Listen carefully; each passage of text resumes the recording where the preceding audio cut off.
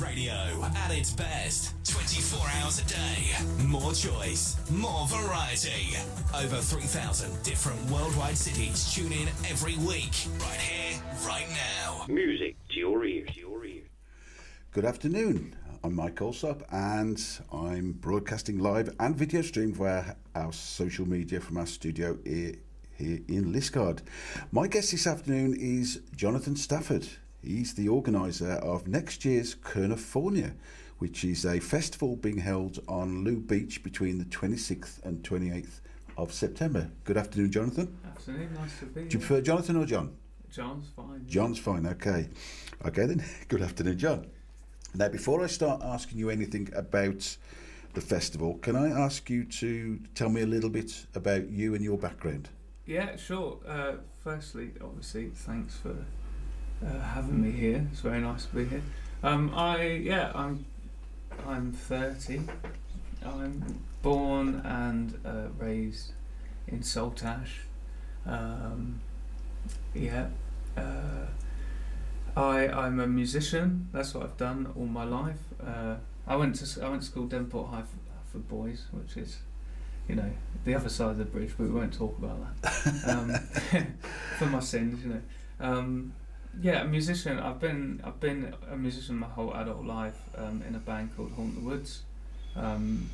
We've toured around the UK and into Europe, and actually played the old Looe festival when it was running, when I was probably 19, 20, something like that, maybe 21. And yeah, just a very passionate lover of music.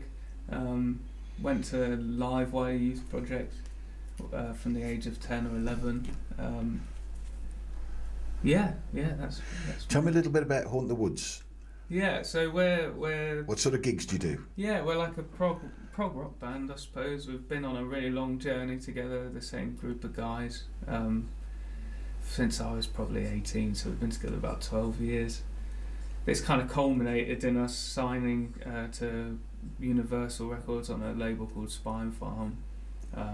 We've released a couple of albums. How have they done? Yeah, okay, yeah, they've done, Good. like I said, they've done how they've done, and like, we're really pleased with them. We're proud of the music we make. It's all, for us, like, authentic. It's about life. It's about the highs and the lows and the struggles and the joys of life. That's what we write about and what I think about a lot. We do shows at Carnglaze Caverns. Like, we've sold out Carnglaze Caverns before several times. We do festivals, so we've played at Glastonbury and Baldmasters and Great Estate and all of the loads of festivals. Done a couple in Europe as well, in Holland and in France. So playing gigs as a band is very different to actually running events. Yeah, absolutely. Tell me, have you got an events company? Yeah. What's that called? Yeah, so I've kind of, before I started like as a limited company, for a number of years, like, and particularly throughout the last couple of tours, I've booked and promoted Haunt the Woods tours, as well as been around festivals and the production side of some of the biggest kind of festivals. I started a company because I thought, you know what, I'm all right at this, so I'm going to start a company. And then we've had a really successful start to our time. We put on shows at St German's, Priory Church, and Carnglaze Caverns with Nick Mulvey. We did 2 with him. Yeah. And they were both sold out. Really successful events for us and for everyone who came. I'm sure maybe even some listeners who now will have come to those shows. We've done shows with Tours and who are a really good band, with Flight, really good band, Land of the Giants, a local band who we love and are good friends of ours.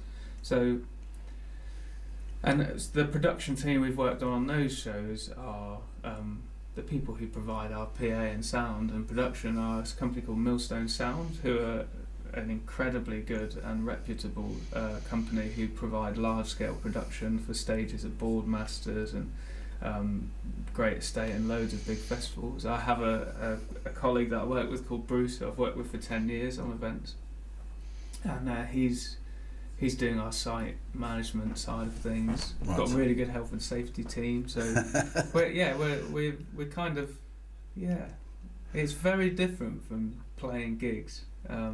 But I enjoy it almost equally. I think it's a different kind of responsibility though. So let's turn to California 2025 here in Looe. Tell me, can I start by asking you to give me a brief outline of the festival and what visitors can expect? Yeah, so a brief outline of the festival. The cornerstone and principal values upon which we're starting the festival, myself and the people I'm working closely with, we kind of grew frustrated with seeing the place I've grown up in. And there's nothing wrong with it, but it's not for me, where the main stage at festivals is dominated by tribute acts. Yeah. As someone who celebrates and loves original music, and whose values are that music is an expression of emotion, of each person who makes music's unique emotion, and music is best in an authentic expression. That was quite frustrating. So one of the things we want to do is prioritise the best original music and local original music too. So that's important. We're also going to be a net zero waste festival, which is obviously taking a huge amount of resources to implement. But it's important to us given the sewage issues in Looe. Years ago, I think there were a number of sewage issues from what I remember. I still don't think they've all gone away yet, but exactly. That's for another day. Well, exactly. So and given like the fact that I'm from Saltash, I love this area. I go swimming on our beaches, tens of times every summer and throughout the year. We wanted to prioritise being a zero waste site. So there's no single use plastic. They're all compost sloughs. Any power generation that has to rely on any kind of diesel or anything will be offsetting by various different ways. And additionally, what's important when we set up the event, another cornerstone value of ours, is we want to do everything we can to support community projects. So I mentioned earlier I went to Livewire Youth Music Project in Saltash when I was 11. Quite a strange, excitable, energetic 11-year-old, and I didn't know what I was going to do in my life. Livewire played a massive role in the direction my life went in, and gave me so much support as a young person. So we've built this, part of our proposal and our pledges, and you can read about it on our website, is that 6% of all of the net from the event, of the profit from the event, will go to community causes. So 3% we're going to create a fund called the California Fund, which is for local community projects to apply to, and applications will open in the new year, and then we will review those applications and we will give funding based on how much we have in that pot. Another 3% will be shared equally between Surfers Against Sewage, which is really important. The local RNLI Looe station, we're going to directly donate that to them. Yes, who I have a meeting with on Tuesday. I have heard that bit. And also Livewire, because it's really important to me and to all of us guys. A lot of us guys who are helping organise this went to Livewire. So they're kind of the cornerstone principles of what it's all about. Original music, community outreach, and a safe and enjoyable environment. So what people can expect, and a great weekend. Yeah, a great weekend, of course. What people can expect is all of those things. What we're able to bring are acts like we've already announced, like Marillion, who are headlining the Friday night. We haven't announced any other headliner either, so a few people thought that the lineup we've put out is our final lineup, but that's only 1/3 of our lineup. Can we look at that then? Can we say because you're 3 nights. Yeah, 3 days, 3 nights. It's 3 nights. So it starts on the Friday, Saturday, and Sunday. Yes. And how many acts are there going to be on each day? Roughly. Roughly. I think we have 8 on each stage. So there's 2 stages on each day. So 48 acts. So it's a lot of acts. Over the 3 days. Are any doubling up, playing twice? No. no. So it's all, every act is different. Oh. The vast majority of them are well-known acts, and there's a whole ton of original local music as well. And the lineup is very important. And Marillion you've mentioned. Even I, not being a great lover of rock, Marillion, and they're a huge headline act. Tell me about some of the other acts on the bill. Yeah, so we're yet to announce we've got 2 more waves of artists to announce. The next one's coming on the 18th of November, which will include another of our headliners, because we've only announced one of the 3 headliners. But we have Marillion, who we are lucky enough to play with in my band, open for a few times. We have a good relationship with them. They're like a fiercely independent artist that go against the grain, and I couldn't think of a better artist that represents our values actually than Marillion. And we have Embrace, who again we've worked with over the years, who we've got to know. We're actually doing some shows with them at the end of November in Bristol and Cardiff. They're playing. They're an amazing band. A band called Tours, who are from Devon, just up the road. They've gone on to have a really great career with a huge following. And we ran a show with them in St Germans in May, which was fantastic. So it's so good to have them back. Villagers, who are one of the, if you haven't heard, one of the most amazing bands around at the moment. They're from Ireland. Yeah. Sunset Sons, again, amazing band, who are just kind of coming back with a new album around the time of the festival, I believe. Rachel Samani, Matthew and the Atlas, our band, Haunt the Woods. So we're obviously a local band, as are Tours. Willie and the Bandits, who are probably the best local blues band you could find that play original music. We went on tour with them last year, and they're so. What is the variation in music? I mean, you know, your Marillion, I look as a rock. Is it going to be on that sort of theme? Or? No. So our festival is genre free. Genre free. Yeah. The only things we have in place are there's no tribute bands of any kind. No. Anywhere at any point over the weekend, which is fine, but that's just what we want to do for this festival. We want to celebrate original music. I love tribute bands, but it's not what we're going to have at this festival. So there's no tribute bands of any kind. There's no kind of cover artists. There's also going to be no dance or electronic music either. So everything that we have at the festival is instrument based. Yeah.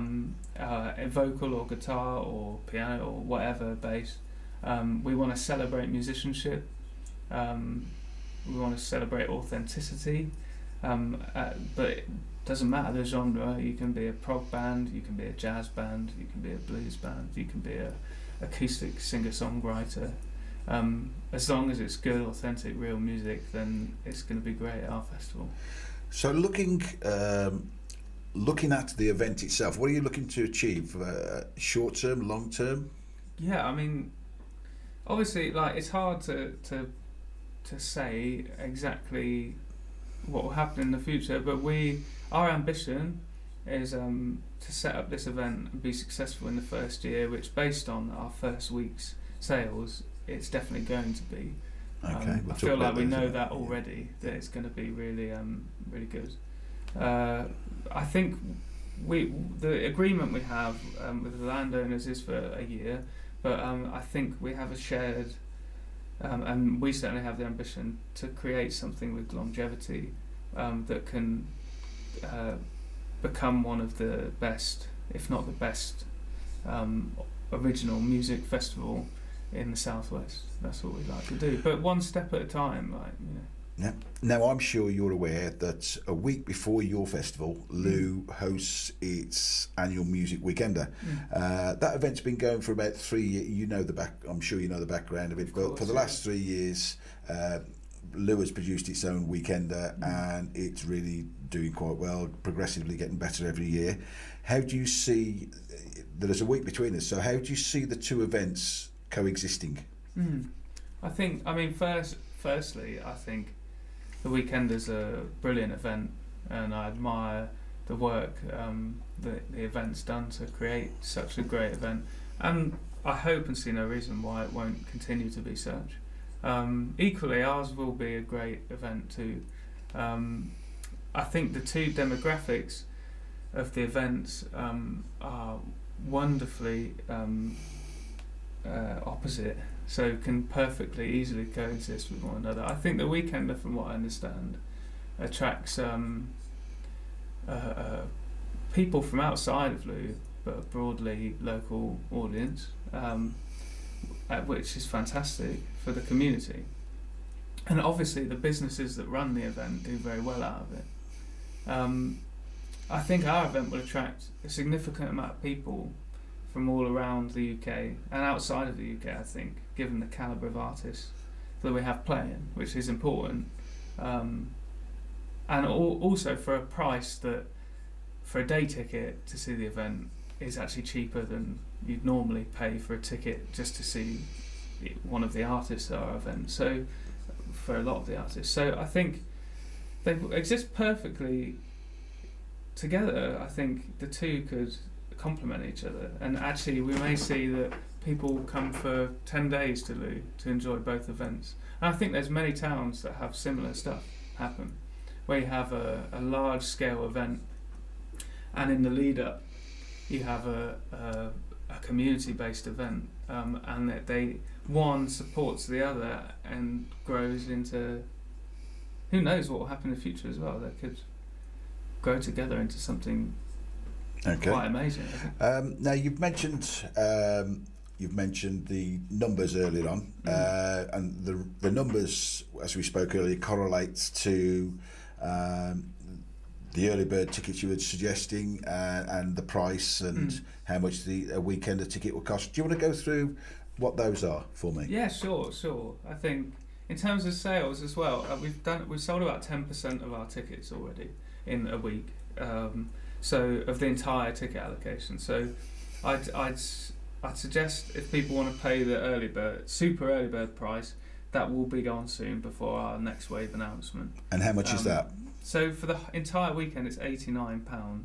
Wow. Okay. So for 3 days of, bear in mind we've announced a third of our lineup. I think just for the lineup we've announced, that's pretty good. So it's going to be 3 times as good as that lineup. And I think actually our best lineup is still to be announced. So £89 for the super early bird, and then it's £99 for the early bird.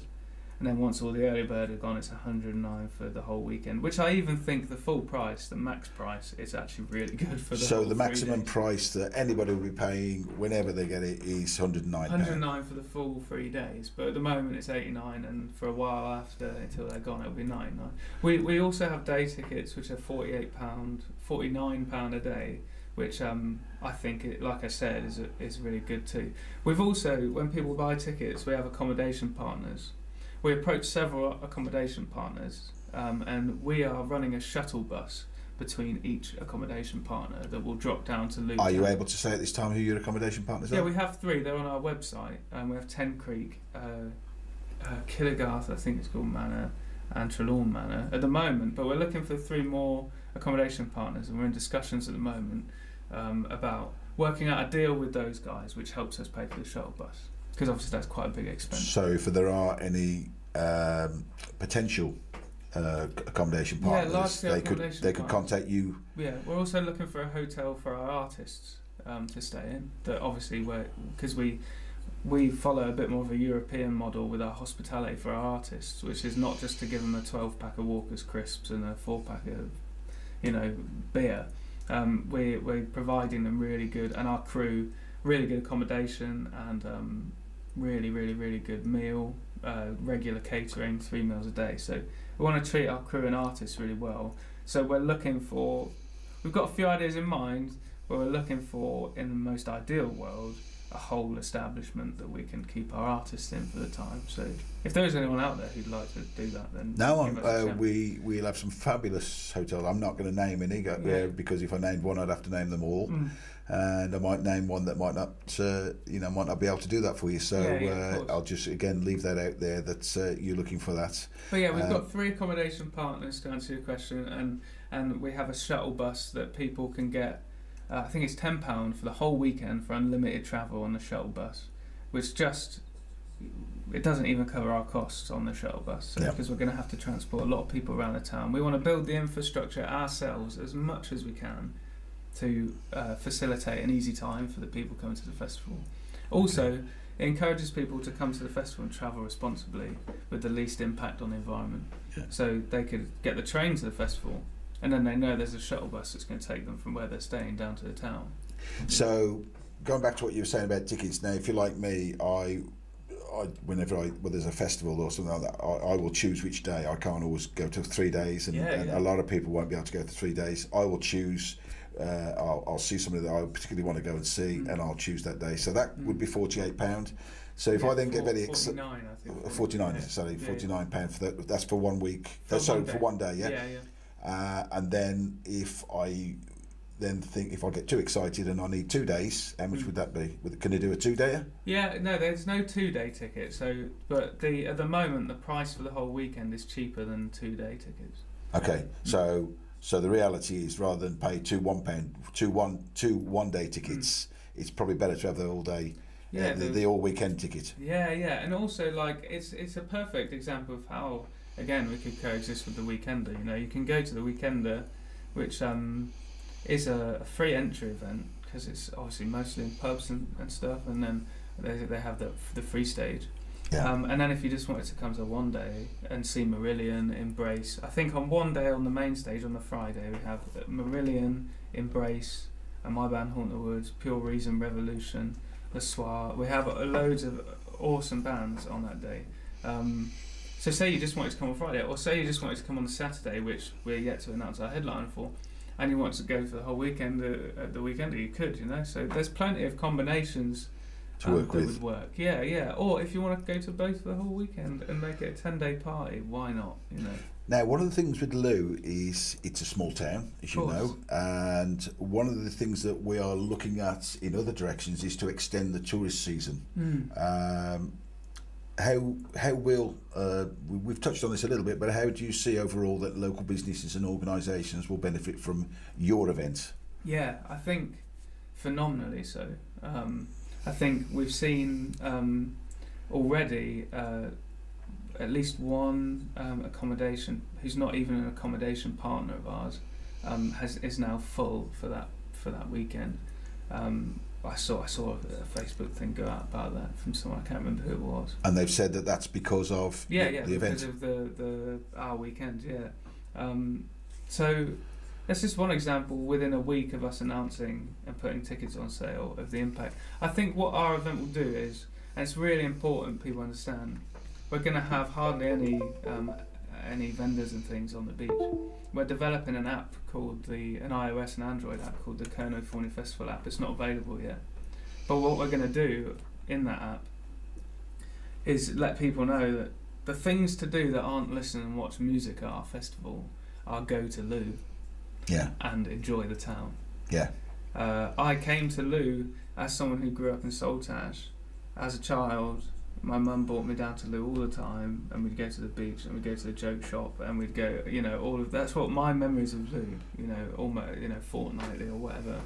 And it's a really important place to me, and I know quite a lot about what there is to do too. And looking for people to help with the app development. But we're going to put cool places to eat, cool places to drink, cool things to visit, sites to go to, all within our app. So it's quite the opposite of discouraging people to... We don't want to just create a money factory on the beach.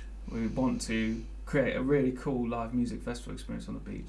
Yeah. And the amenities for our event are the town. Other than, obviously, we'll have a bar on the beach. Yeah.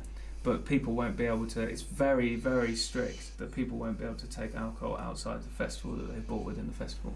So I think it's going to do great things for the town. And when people are going to be walking through that town when they get dropped off from 11 a.m. to 11 p.m. and I can only see that for the economy, it will bring a lot into the economy. And then also we've already outlined in what ways we want to put the actual events finance back into local projects as well. You've mentioned the times. What time does the evening start, and what time would it finish roughly? So we're going to have music from 12. The gates open at 11 a.m.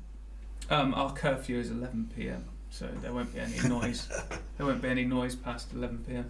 Okay, so you start. So it's virtually a 12-hour stint, 3 days. Yeah, 11 hours a day in terms of music, and 12 hours in terms of how often we're open. We'll also have a 24-hour security operation, which is extensive, and we've got a 1,000-page document, which is all the plans around health and safety and security of the event. So we've been really diligent, as were East Looe Town Trust and Looe Harbour Commissioners. When we first approached them with the idea, they were very sceptical and very thorough in their picking apart of our proposal. We collaborated with them to make our proposal as watertight as possible, but I think when they heard our plans and they saw the team that I was putting together, which isn't just me, I mean, I'm one of the least important people on our team, to be honest. Like, I just have a vision and have a ethos and have artists and bands that I want to get in. I have a really experienced team helping me. So as soon as they picked apart that and saw, wow, this is a bit different, they were like, okay, initially sceptical to, we think this is really going to work for them. And the proof will be in the pudding, but I really believe what we're doing is a really good thing. That's for the right reasons. I think there should be more events like what we're trying to put together, really. I believe that. Yeah. Okay, finally then, we've mentioned tickets. Where can listeners find more information about the festival itself, book tickets? Because I'm guessing that it's all on a website somewhere, and there's an opportunity to book tickets through that. Yeah. So would you let me know what that is? Yeah, we're on sale at the moment. So we're obviously on Facebook, Instagram, but we have a website. It's kernoforniafestival.com. And it's got all sorts of details. There's a get involved tab if you want to be a vendor or volunteer or any of that kind of thing. There's a accommodation tab which says about our accommodation partners. We've got our lineup that we've announced so far on there. You can obviously buy tickets on there, and we've got a section about the charity and community projects we're supporting, and a video from each one that you can watch about that. So there's all sorts of information on kernoforniafestival.com, but we're still developing the website to make it even better. We want to start a blog on there, and like I said, we'll have an app for the time the festival comes around, which obviously is a while away, but that'll be a one-stop Well, you've shop. got 10 months. Yeah. I'm sure we can get an app out in that time, yeah. Okay. Well, thank you, John, for joining me today. Pleasure. And going through everything, and I hope it's going to let people know a little bit about what to expect, and